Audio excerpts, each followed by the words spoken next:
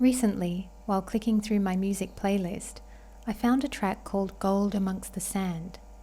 So I put it on repeat and reflected on the life of Jiddu Krishnamurti.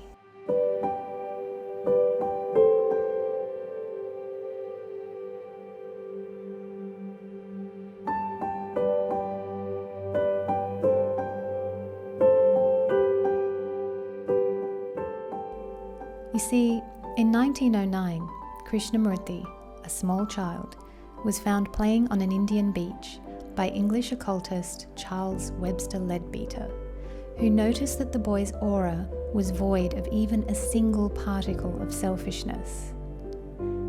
In a story written by Destiny herself, this life-saving meeting swept up the little shell of a boy, took him around the world, and prepared him to be God's conch, a point through which wisdom would flow with ease to the masses. To me, watching Krishnamurti is kind of like the closest thing I can find to watching Saturn personified. I marvel as he negates what is not. He preserves the mystery. He serves up wisdom hidden in puzzles, and he makes sure it's you who saves yourself. As a teacher, he didn't just hand it over on a plate. He made you work.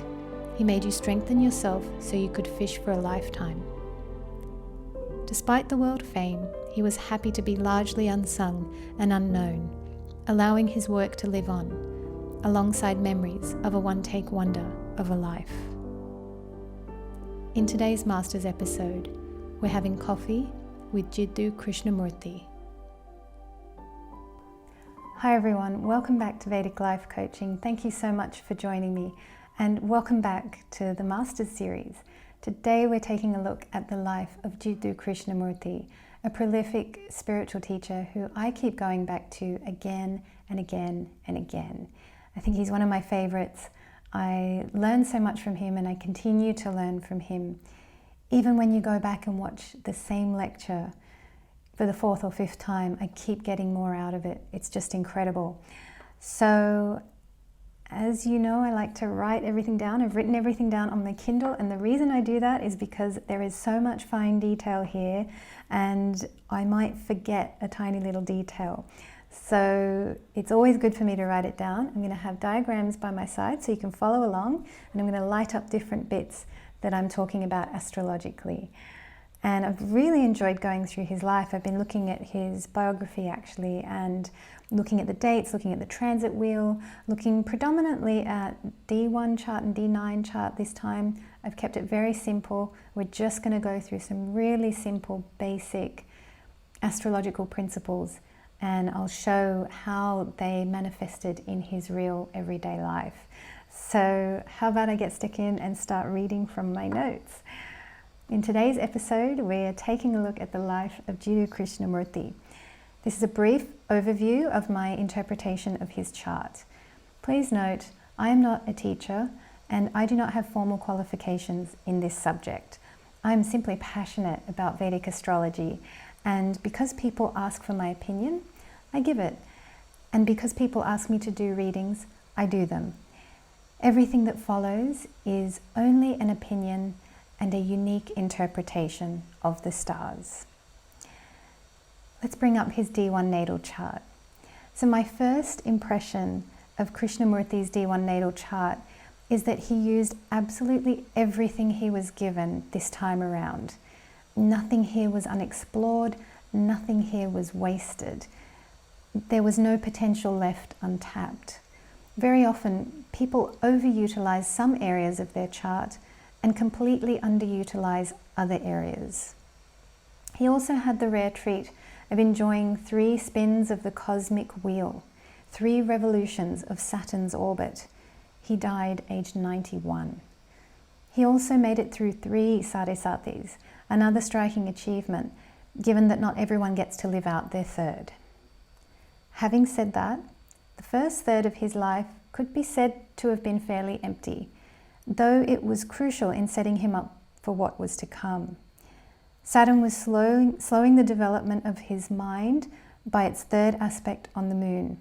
It was also slowing down his whole life as Lord of the 1st house, plus, seated in the 10th house, it's easy to predict he wouldn't have had much career progress till the age of 36, which is what happened. And that's when Saturn matures, right? 1911 and 1912 were important years, establishing him overseas, with Venus-Jupiter Dasha active, Jupiter Lord of the 12th house, along with Saturn's transit in his 6th house from the Moon, enabling his new English guardians to finalize legal custody, thereby severing ties with the past and sealing the loss of his homeland. Loss, 12th house. In 1929, during the height of his Sadhisati period, aged just 34, Moon Dasha was active, which I believe inspired him to dissolve outdated family constructs by rejecting the order of the Star of the East, as seen in the D1 chart. So that 2nd house Rahu and 12th house Moon were both active. Moon Rahu Dasha also got him to define who he wanted to be as a teacher. 11th house Rahu, 9th house Moon, right? 9th house Moon, teacher, mind, Moon in the 9th house. Though he didn't like the label of teacher or any other label for that matter. But he was one. It wasn't a permanent disillusion or rejection of family. During his entire Rahu Dasha, Rahu filled up that 2nd house as a large family of foreigners manifested around him, turning up to lectures, often scratching their heads, wondering what was he saying, and loving the vibe of a father figure who showed us all what it is to be totally and utterly free. Saturn exalted Swati Nakshatra with Rahu as its lord. One word, freedom, right? Let's take a look at my favorite thing in Krishnamurti's chart. Exalted Sun in the 4th house, Lord of the 8th house containing Ketu. He drove the best cars, wore fineries from Savile Row, lived and dined like royalty, and he never needed to work. Through trust funds set up for him in early life, Krishnamurti never needed a job in the everyday sense, though he worked extremely hard in later years, passing away just 1 month after his last lecture. His life was set up to run on unearned wealth, the kind you find in the 8th house, and the kind that is set up due to contracts from past lives, Ketu. Lord of this house is that beautiful exalted Sun. It's no wonder he could easily fund a regal existence without much effort. One last thing about this beautiful Sun that sits alone was that his work would be sure to outlive him. Furthermore, it created such a strong sense of inner authority. He wanted you to find the exalted Sun within yourself. Through his lectures, he would take you to the edge of time and try to get you to see its illusory nature. So that's Saturn there, because that's very exalted and extreme, the edge of time. He gave everyone the keys to get out of the limits drawn by our planets, to the eternal now, where exaltations and debilitations are rendered meaningless. And lastly, let's take a look at that beautiful mind of his, Sagittarius Moon, academic mind, seated in the place of all is one in the 12th house. While he could slice and dice with the best of them down there in the 6th house, his mind was inseparable from the all is one in the 12th. While modern scientists try to conjure a theory of everything, this man lived and breathed it, giving everything to all while being no one at the same time.